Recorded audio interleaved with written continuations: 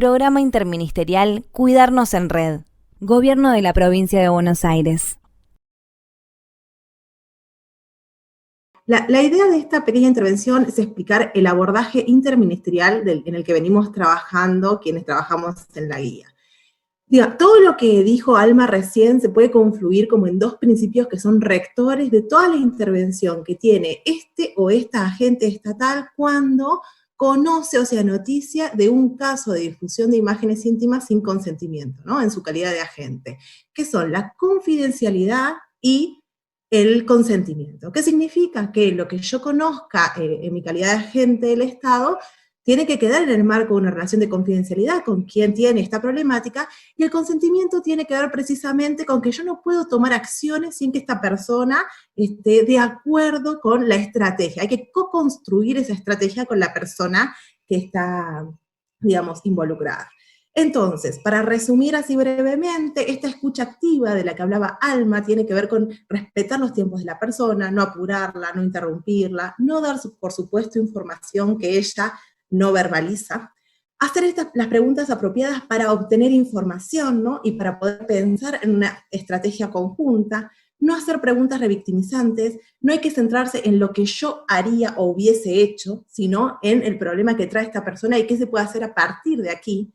Y en caso de considerarlo necesario, hay que pensar en la posibilidad de vincularla con un espacio terapéutico si es que lo necesita. Entonces, hay algunas cuestiones que tenemos que tener presente como actores o agentes del Estado cuando intervenimos en un caso de estos. En principio, pensar en la gravedad del hecho, ¿no? Podemos tener conocimiento de hechos de distinta gravedad. No es lo mismo la difusión de imágenes íntimas sin consentimiento que la difusión de imágenes íntimas sin consentimiento acompañada de extorsión, de chantaje, de amenazas, ¿no? Empieza a sumarse algunas cuestiones que van a complejizar la situación. Entonces tenemos que tener, digamos, en cuenta ese abanico de posibilidades.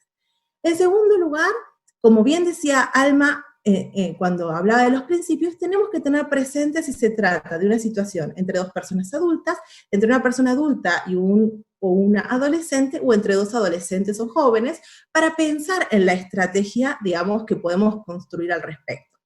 Y también tenemos que tener en cuenta, tenemos que tener conocimiento acerca de las situaciones, cuáles son las instituciones que pueden intervenir, sobre todo, como decía Alma también, para no hacer derivaciones digamos, que no corresponden. Por ejemplo, la difusión de imágenes íntimas sin consentimiento no es un delito. Si yo, ante una de estas situaciones, mando a la persona, a la fiscalía, a hacer una denuncia, de la fiscalía no se la van a tomar, porque no constituye delito. Entonces, tengo que tener cierto conocimiento acerca de, bueno, cuáles son las instituciones que van a intervenir, pero además, digamos, cuál es el contenido por el cual pueden llegar a intervenir. Después, otra de las cuestiones importantes es ver con qué recursos cuenta esa persona para sostener, digamos, la estrategia. Otra vez, no intervenir desde mis recursos simbólicos, vinculares, económicos, sino ver qué esta persona que tiene, si tiene red, si tiene recursos simbólicos, económicos, lo que fuere, y en función de ello pensar una estrategia situada. Y además, yo les decía hace un rato que uno de los principios que guía toda la intervención es el consentimiento. Para prestar consentimiento, como dijo Flavia hoy en su presentación, es necesario tener información sobre todas las vías posibles para que la persona pueda tomar una decisión, ¿no? Una decisión que además la persona se sienta segura que va a poder sostener.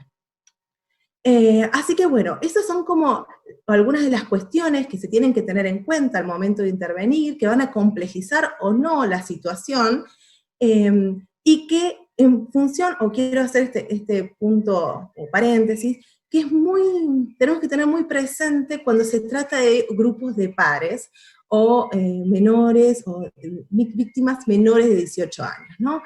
¿Por qué? Porque la guía ofrece como decía Lisandro al principio de la presentación, toda una propuesta anclada en el paradigma de promoción de derechos y no punitivista para ser trabajada en espacios donde las personas, digamos, por ejemplo, el espacio educativo, donde las personas puedan transitar desde otro lugar esto que ha sucedido, ¿no?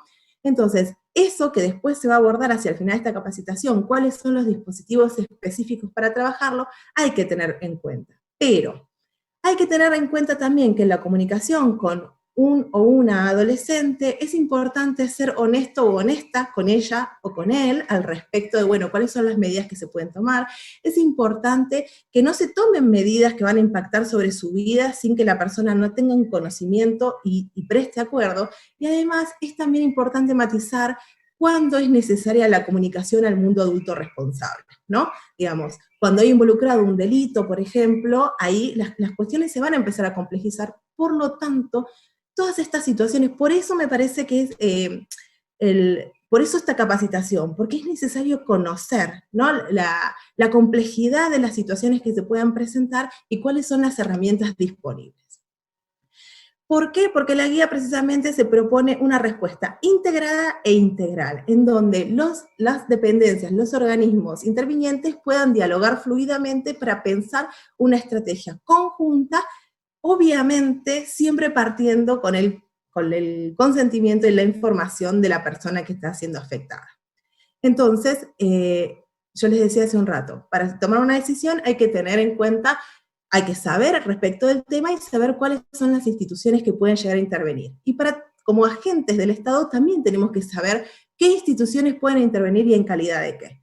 Para ello, por ejemplo, el Ministerio de las Mujeres, Políticas de Género y Diversidad Sexual cuenta con la línea 144, cuando una mujer o una joven o una persona del colectivo LGTBI+, sufre alguna de estas situaciones de difusión de imágenes íntimas sin consentimiento, la línea 144 es una línea que puede contener y asesorar situadamente, ¿no? Porque no todo sucede en la Ciudad de La Plata. Entonces, cada municipio tiene distintos recursos y la línea tiene acceso a cuáles son los mejores recursos disponibles para el problema en sí. Pero además, también está la posibilidad de la derivación a la Dirección de Seguimiento de la Dirección Provincial de Casos Críticos y de Alto Riesgo del Ministerio, cuando por alguna cuestión esta situación en particular requiere de un acompañamiento sostenido o intervenciones interinstitucionales, sobre todo con el Poder Judicial. También, o sea, en el caso de requerir una orientación o un asesoramiento jurídico, se puede recurrir, o sea, se puede contar con los dispositivos de los Centros de Acceso a Justicia y los Centros de Protección a la Víctima del Ministerio de Justicia y Derechos Humanos de la provincia, o los CAC del Ministerio de Justicia y Derechos Humanos de la Nación. También es un recurso disponible que él o la gente tiene que saber qué está y qué hace, ¿no? Orientación, asesoramiento jurídico. También cuando hablamos de alguna situación que involucre a niños, niñas, adolescentes, tenemos que saber que hay dispositivos del servicio local de cada municipio, el servicio zonal de niñez y adolescencia, la línea 102 o el 0800-666-6466, que también pueden asesorar y diagramar una estrategia, digamos, especializada cuando se trata de la vulneración de niños, niñas y adolescentes. Por último, el sistema educativo también tiene algo para decir aquí, y se puede articular con el sistema educativo en dos situaciones. Cuando la persona que aparece retratada en las imágenes y o quien la difunde pertenecen, digamos, van a la escuela y se puede abordar desde allí para generar espacios de contención, de reflexión, ¿no? Y bueno, de repensarnos y de construirnos, como decían en la presentación de la guía, o también cuando quien difunde las imágenes puede llegar a ser un trabajador o trabajadora del sistema educativo, ¿no? En esas dos situaciones es importante conectarnos con la Dirección General de Escuelas y Educación para pensar en la estrategia de cómo vamos a abordar esta situación. Programa Interministerial Cuidarnos en Red. Gobierno de la Provincia de Buenos Aires.